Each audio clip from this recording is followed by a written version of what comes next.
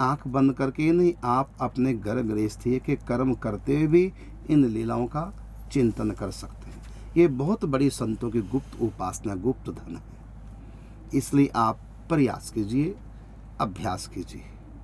जब भी आपके पास अवसर मिले, आप समय सारणी के हिसाब से नहीं कर सकते, कोई बात नहीं, जब भी आपके पास समय मिले। और फिर यही लीला ही नहीं, आप यदि सख्य भाव के उपासक हैं तो गौएं चराते समय बाल कृष्ण के जो सखाओं के साथ खेल हुए हैं, भागवत जी में लिखे हैं, उन खेलों का चिंतन करें।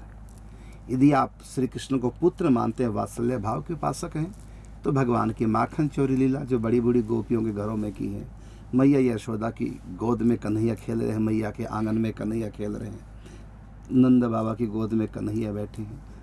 और देखिए भागवत जी में जो इनकी बाल लीला हैं, उन लीलाओं का चिंतन करो और सेवा करो, आंख बंद करके, कभी खोल करके, जैसा जिससे बने।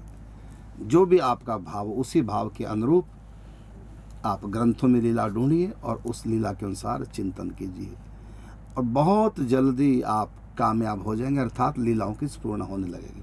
प्रारंभिक काल में थोड़ा सा प्रयास करना पड़ता है, पढ़ पढ़ के या सुन सुन करके या स्मृति के आधार पर धारणा करके, और कुछ समय आप अभ्यास करेंगे, फिर बाद में देखना पिक्चर की तरह अपने आप ही प्रारंभ हो जाएगी। इसको बोलते हैं हमारे वैष्णव की भाषा में स्फूर्णा होना। पहले चिंतन किया जाता है, उसके बाद चिंतन होता है, अपने आप ही नई नई लीलाओं की स्फूर्ति होती है, अपने आप ही जो आपने सोचा भी नहीं वो लीला आपको दिखने लग जाती है। और कई बार तो आप उन लीलाओं के केवल दृष्टा ही नहीं बनेंगे, बल्कि सृष्टा भी बन जाएंगे। आप स्वयं भी अपने आप को उन लीलाओं में एक पात्र, लीला पात्र के रूप में देख पाएंगे। ये अभ्यास से, कृपा से सब संभव है।